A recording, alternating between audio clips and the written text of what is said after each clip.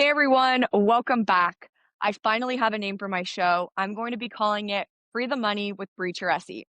My main goal for this is to create a show that's for everyone, whether you're brand new or already deep into crypto, to learn from experts and to discover tools that'll lead to more financial freedom. I have a very special guest today. I'm going to be interviewing Aaron Day, who is the chairman and CEO of the Daylight Freedom Foundation. He's the host of the Aaron Day Show, as well as being a best-selling author. Thank you and welcome to the show, Aaron. Oh, thank you for having me on. Yeah, thank you so much. You have done such great work over the years. You have predicted so much of what is happening today. I remember reading a lot of your articles on CBDCs and the technocrats. You predicted so much. Can you just tell me a little bit about yourself and when you really discovered first that our financial freedoms were truly at risk? Yeah, it's a long story, but I'll go through some of the abbreviated part of it. I started out as a serial entrepreneur, so I didn't start out writing books or doing any of this kind of activism. And my second company was destroyed by Obamacare, Dodd-Frank, and Attorney General Eric Holder around 2008, 2009. And so that kind of turned me into a hardcore liberty activist. I moved to New Hampshire as part of the Free State Project, which is a movement to get 20,000 plus liberty-minded people to move to New Hampshire and essentially make New Hampshire the beacon of liberty for the world. So got involved with that, became the chair of that for a while, got heavily involved in politics, and I learned about Bitcoin in 2012 and really got fascinated when I heard Roger Ver give a talk at a Free State Project event. So started using Bitcoin in 2012, 2013, actually for day-to-day purchases, but also for political activism. We had a super PAC where we raised money in Bitcoin. We were paying activists in Bitcoin back in the old days when people actually understood that Bitcoin was supposed to be digital cash. Long story short, realized pretty quickly that political activism wasn't going to work. And I've done a lot of podcasts and a lot of talking about that,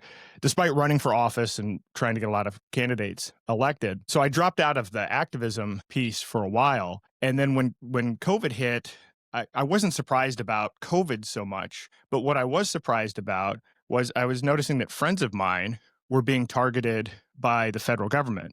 In particular, Jeremy Kauffman, who is a free stater, started a company called Library, which is essentially a decentralized, censorship-resistant version of YouTube. And then we have Ian Freeman, who is the co-host of Free Talk Live, who first started talking about Bitcoin in 2010. And in fact, Roger Ver learned about Bitcoin through Free Talk Live. And he had been an activist setting up point-of-sale systems and helping to get people started with using cryptocurrencies as peer-to-peer cash. And so I noticed that Ian and Jeremy were being explicitly targeted. And this was one of these, clearly it was, show me the man, I'll show you the crime. They went after him. They went after them. They were specifically looking for a reason to get them. There wasn't any clear law they were violating.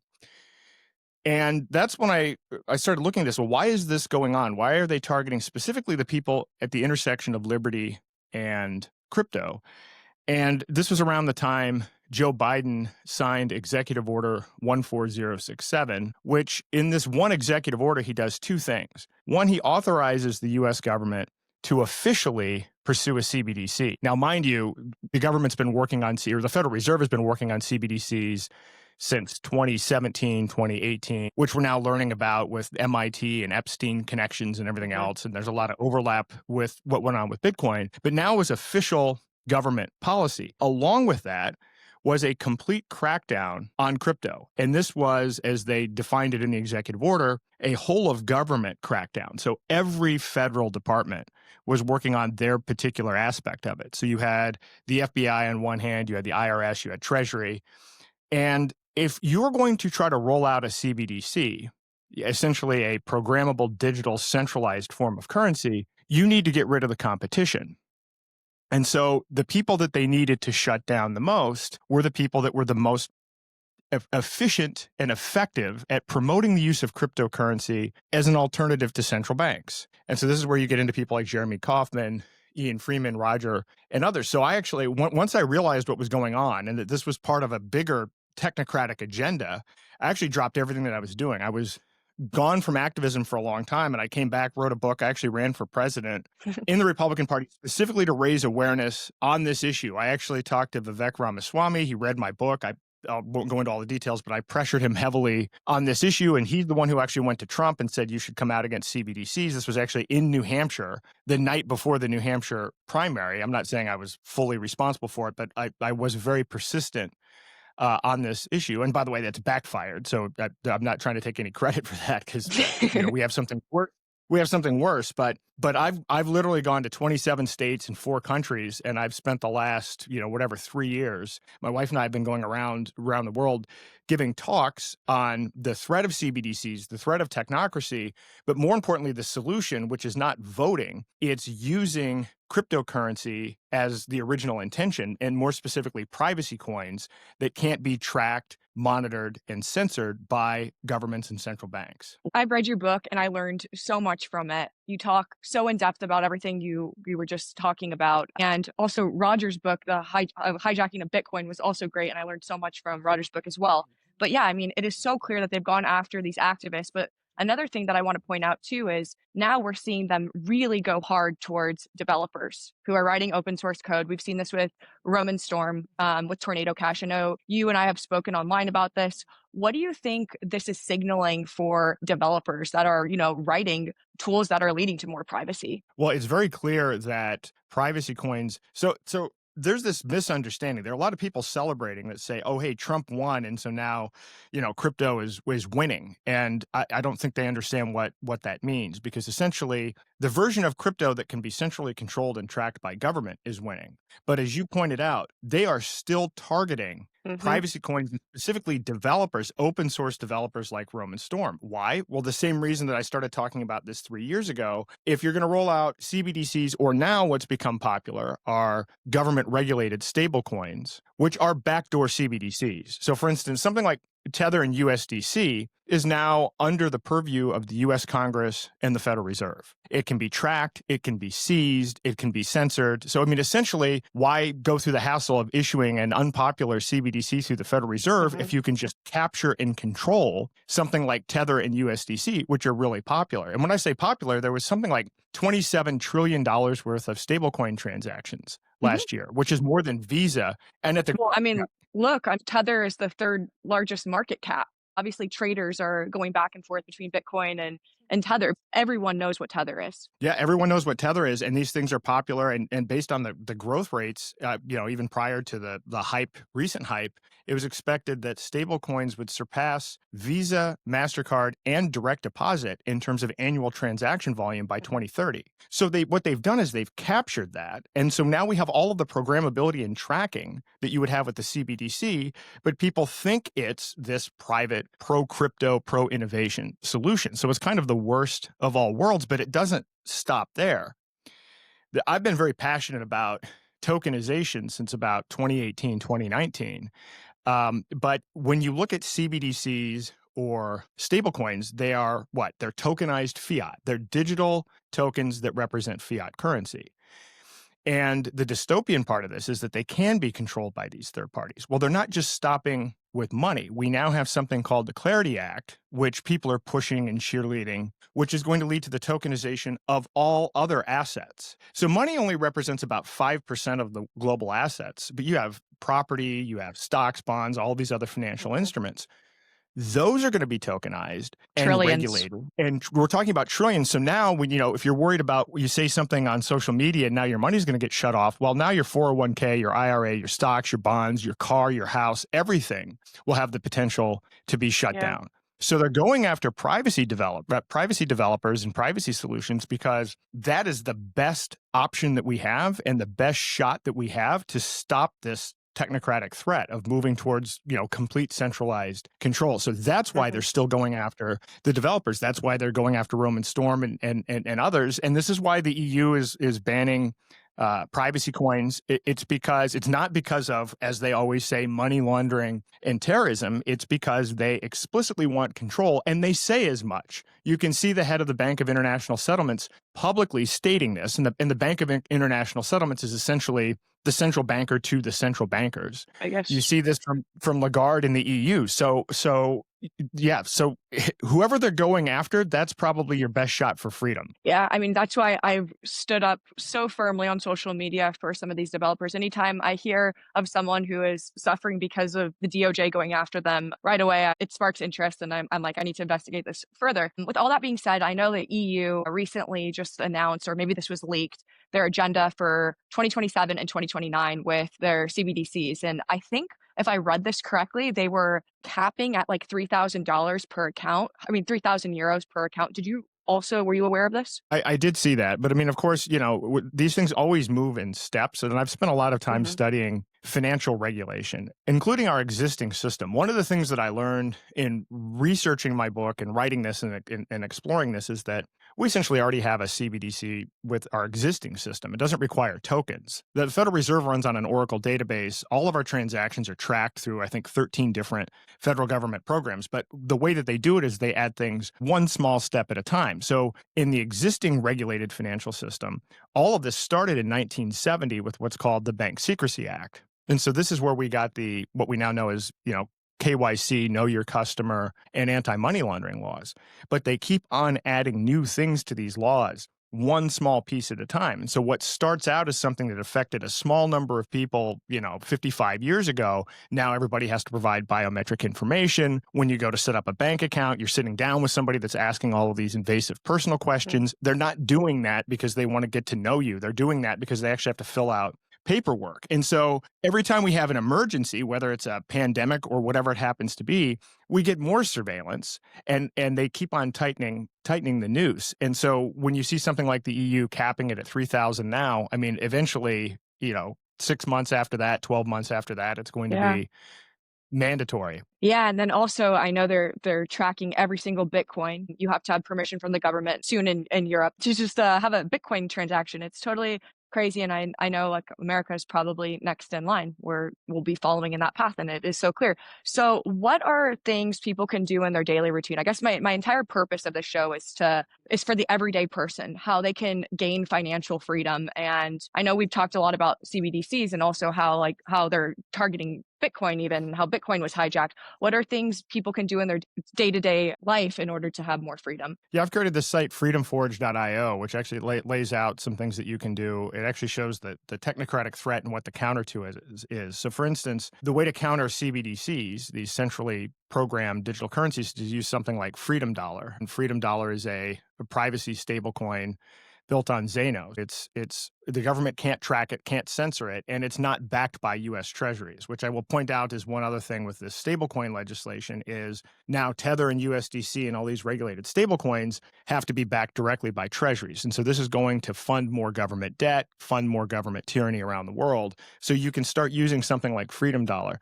And I will say I've stopped using a personal bank account in 2019. So I live on alternative currencies. So this can be done. So, for people out there that are wondering, it's not necessarily the most convenient, but there are steps that you can take. And it's actually becoming a lot easier. I mean, I've actually shared your clip, a couple of your clips on my podcast where you show using the ZBEC MasterCard, which you can load with Zano and Freedom Dollar. So the best way to stop you have to understand that the whole point of technocracy is to create a global system, a single global system where there will be one currency and it'll be backed by energy credits. And I've been talking about this a lot. I've had Patrick Wood on my show, who is the expert on this. He's been studying this issue for 45 years. And if it sounds outlandish, Elon Musk talked about it as frequently as an hour ago. He's actually stated we're near the end where we're not going to need money anymore and currency will be based on wattage. Well, technocracy isn't just this general idea of, hey, we're going to use technology to make things more efficient. It's an ideological system that says scientists and engineers are the only ones smart enough to make decisions for us. We are not smart enough to make decisions for ourselves. And so to prevent us from destroying the planet and destroying humanity, we have to, have a captive economic system based on carbon credits. And then we have social credit systems and everything else built on top of that, but determined from the top down by scientists and engineers. Elon Musk is a technocrat. His grandfather was the head of the Technocrat Party in Canada. He's explicitly for UBI. He's explicitly for energy credits. He is Yeah. for all of them. And so it's hard, sometimes it's hard to mix these things up. Sure, he's a brilliant entrepreneur and he's created some great things, but you have to separate that from what the ideology is that's being pushed. So back to the solution. So again, so to stop technocracy, we can't hide from it. We need to get enough people using decentralized alternatives because Hmm. their system requires complete participation. These are systems that are not compatible with other systems. They even state this explicitly. If you look at, for instance, the UN Agenda 2030, they talk about, well, there will be no one left behind. But when you dig into this, they want to regulate the land, the air, the sea, the economy, and everything that goes along with it. So you don't get to like carve off and go hide in the woods. We actually need to get enough people using these alternative systems. And so Freedom Dollar, it goes right to the heart of the biggest issue, which is money itself. But then using privacy coins and privacy tokens, if Larry Fink and BlackRock want to start tokenizing your stocks and your financial instruments so that they can control those like the government wants to control money, we can create privacy tokens. We can start creating equities in private companies that we can sell and trade person to person. Launching next month, we're launching a medical tourism marketplace built on Zano, where you're going to be able to buy medical Wow. services all around the world, by the way, at about an 80% discount with better healthcare outcomes. Yeah, because healthcare is such a huge issue right now. Healthcare is a massive issue. We have a situation in this country where there are a lot of people that have jobs they hate and that they don't want for insurance that doesn't keep them healthy or actually improve their health so that they can build retirement funds that they don't own that hold investments in companies that are building their digital prison. This is just a Mhm. reality of where we are. But we can defeat all of that, but it's not by fear. It's by building other alternatives. So whether it's alternatives for a healthcare marketplace, or you could imagine for food where you could buy from farmers directly and move away from big food, anything can be privately tokenized. We can build parallel alternatives using Zano. I mean, and I'm not, a maximalist with Zano, but frankly, it is the best technology for Yeah. private And tokenization, it's which is very why I'm so convenient fascinated. because they have Freedom Dollar on chain. You're able to swap back and forth. It's very user friendly. It's incredibly user friendly. And again, with the ZBEC thing, that's a great on ramp. I mean, you can get Freedom Dollar and Zano, and the minimum is I gave away on my podcast, $10 or $11 worth to like 20 people. And I do giveaways all the time, but with just $11 or $10 worth of Zano or Freedom Dollar, you can load a virtual debit card and spend it anywhere in the world. So Yeah. it's possible to do today, but I think it's really important that people take at least a single step today. The hardest part in my experience, because when I wrote the book and I would give talks, I kind of got frustrated because people would say, "Oh, wow, this really scared me," and I'm frightened, which is not entirely what I was going for, because they didn't read the back half of the book where it's like, okay, here's how you can do something about it. They're kind of like, well, it's still a little bit daunting to how to take the first step. But once you take the first step, you realize it's not that hard. And then you can start figuring out how you can start making money in a parallel economy outside of the existing system. But you have to take the first step. Yeah. No, your book, I didn't find your book scary. I think maybe I'm a little bit different. I grew up where my parents were always like, central banks are bad. You need to have gold and silver. So like I grew up that way.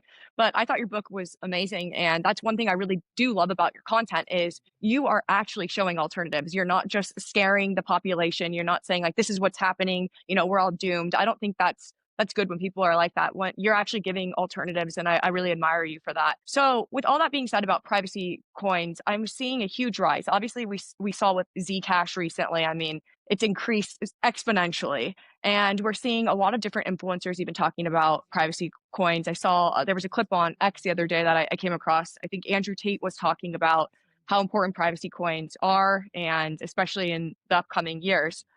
Why do you think they are now just catching on to this? I mean, who knows? I mean, in some of this, it might be paid. They may be paid influencers that are Okay. not coming on board because it was they naturally stumbled into it. It depends, and there are a lot of theories on it. And I don't want to bash any particular privacy coins, one way or the other, because by the way, we need multiple privacy coins. So I'm not going to Yeah. get into that. There is no single solution to this, but No, I no, think of the course. writing, but I think the writing is starting to be on the wall.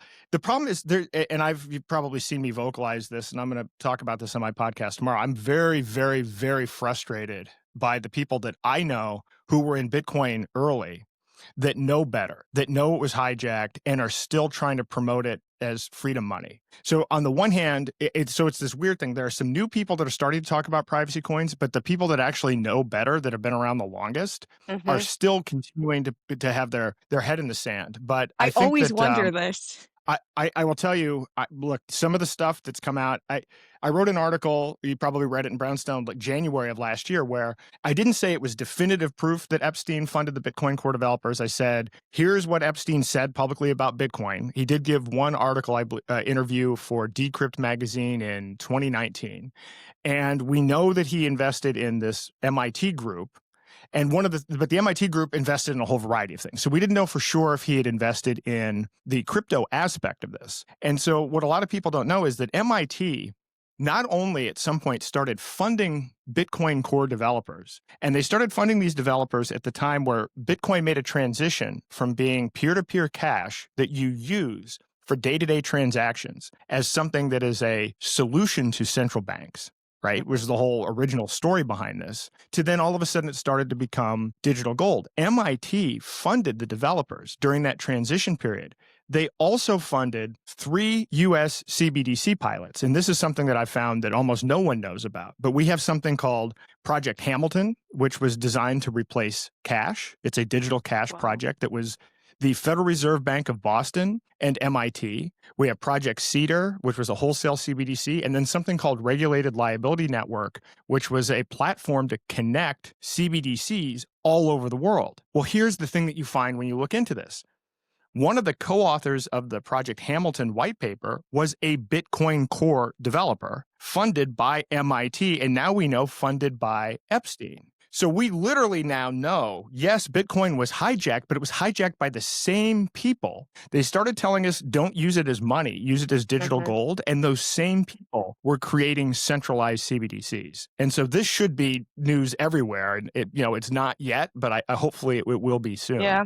Yeah. Honestly, I've always wondered why certain people who are OG cypherpunks, OG Bitcoiners, why they still are supporting Bitcoin. And I'm not saying, I mean, as an investor, I understand, you want to make money, but as somebody who believes in separating money from the state, it makes no sense to me to be encouraging the use of Bitcoin or to be holding Bitcoin when you realize that the government is totally in support of it. It makes no sense to me. No, it makes no sense. And again, I don't give investment advice. I put all of Yeah. my, but I view money as kind of a function of our energy. And so my view is that we have to stop technocracy. And the way to do that is to build our way out, to create these alternatives. So Hmm. if you're putting your money into something that you don't believe in, you're actually putting your energy towards something you don't want to see in the world. And so if you have a situation where, yeah, everybody doesn't like this thing, but they're putting 30% of their money towards it, that's what keeps that It's part of there. the And that's what problem. keeps it. Yeah. It's part of the problem. So I will never give investment advice, but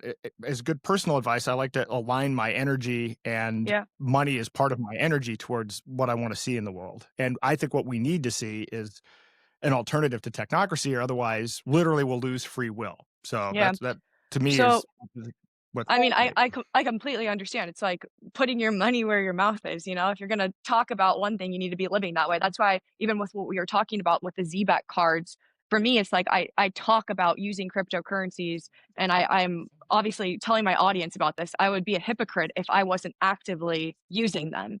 So I completely understand what you're saying. I guess another thing I would want to bring up is it needs to be easier for them to be able to buy certain private coins. And obviously with Zano right now, if you are not maybe, I don't want to say like well versed in crypto, but it is a little bit more challenging. It's not on major exchanges. What advice would you give to people that are, wanting to buy some of these privacy coins that aren't, necessarily Zcash? Let's talk about like Monero and Zano. So what I recommend, and I mean what I use and what I do myself, is I use something called Exelix. There are other services that are Hmm. out there, so this isn't the only one. But they're known as non KYC swapping services. So essentially, what happens is you send one coin to this service. So you may send Bitcoin to a Bitcoin address, and then they will send you to your received address, Zano or Monero or whatever it happens to be. And they have like 1,200 coins or something on there. So the benefit to this is it's non KYC.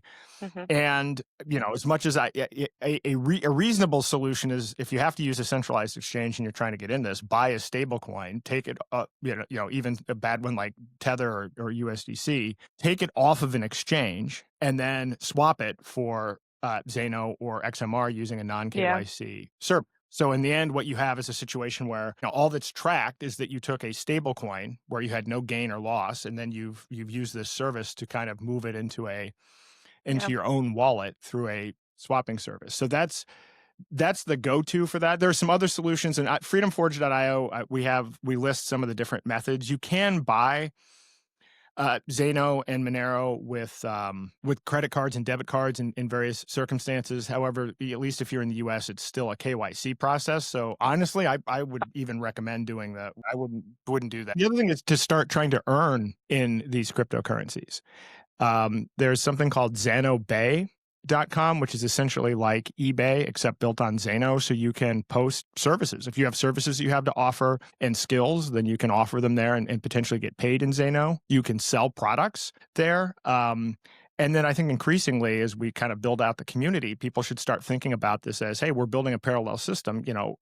One thing, I had developed an early version of this, and then somebody built a better one. You can actually, if you have a WordPress site, if you sell stuff online through WordPress and you use something called WooCommerce, which about 8 million businesses worldwide do, you can now receive Zano and Freedom Dollar as a payment mechanism. So this is Wow. another way to go about it. So I would say, so swapping, one for another with this non-KYC service, and then really start thinking about how can I make money and sell my goods and services for these cryptocurrencies directly. Yeah. I mean, that's truly creating a parallel economy. So I think that's the way to do it. And then also, I was just remembering too, do you ever use Edge Wallet? I do. Yes. Yeah, Edge Wallet, because it's non-KYC, and I've been able to swap, like, I think I've swapped some Tether for Zano or FUSD in the wallet. It's like very user friendly. So that's another way to do it. I think it does it through like XLX as well.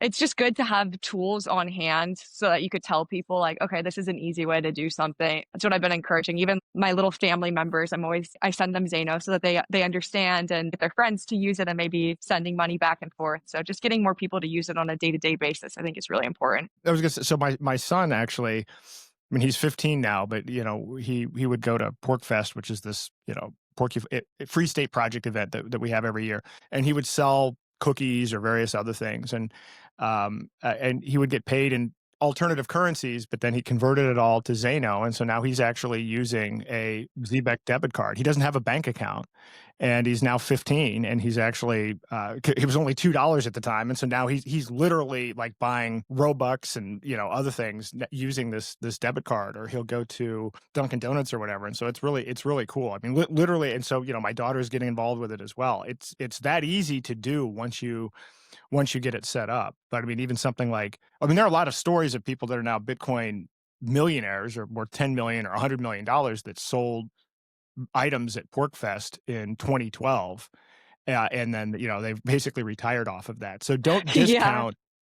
don't discount actually selling goods and services and then using that as a way to introduce it to others. And I think with these marketplaces, the healthcare marketplace, the food marketplace, start going to local vendors. Maybe you want to get away from, big food and big chain Mhm.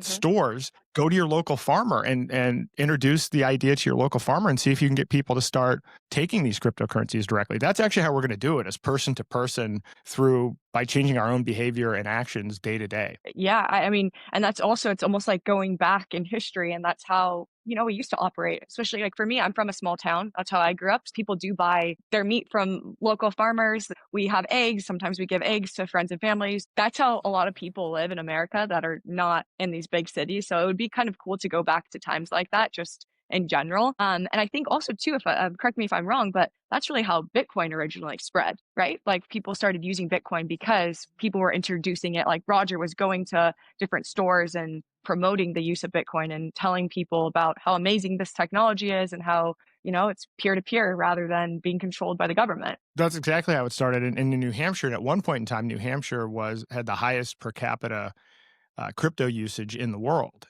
So we had back in the day, meetups. So people would get together and physically meet up in 2012, 2013, and would physically trade, cash for Bitcoin. And then local restaurants started taking it.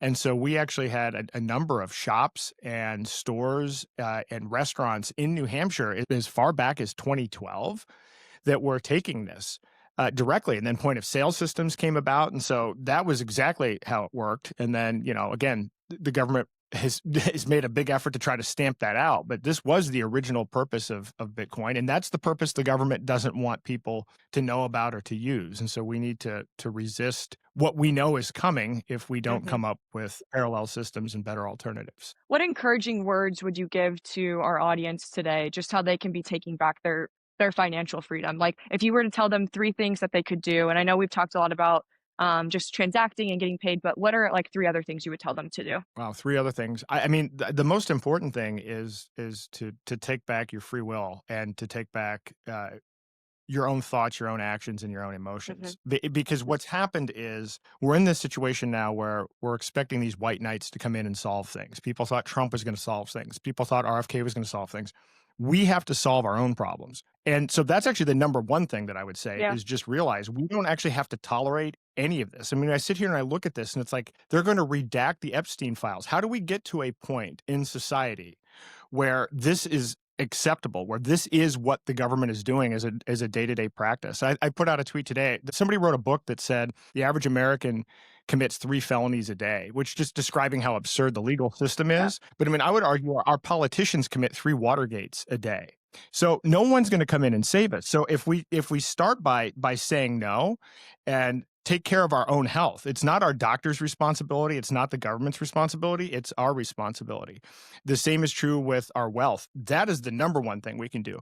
And then tactically, it's yes, start using privacy coins, start Mhm. selling goods and services for alternative currencies, start talking to your friends and neighbors about it. And don't be afraid. A lot of people, I've found this time and time again, is people are afraid to speak out, but when you actually talk to people one-on-one, the silent majority of people are absolutely fed up. And they're becoming more and more demoralized as we keep on waiting for more and more of these white knights. And so speak up, tell your friends, tell your family about what's going on. And they say don't talk about politics or religion during the holiday times, but I say do the opposite. Give your friends and family a copy of Hijacking Bitcoin, or this recent book that I recommend called The Final Betrayal, which is about technocracy. This is a book written by Patrick Wood and Courtney Turner, which talks about in eloquent terms, but it's only about 100 pages if you get rid of the quote, the citations, that explains exactly what's going on with technocracy. Start talking to people and don't be afraid. Those are really great points. No, I love everything you said.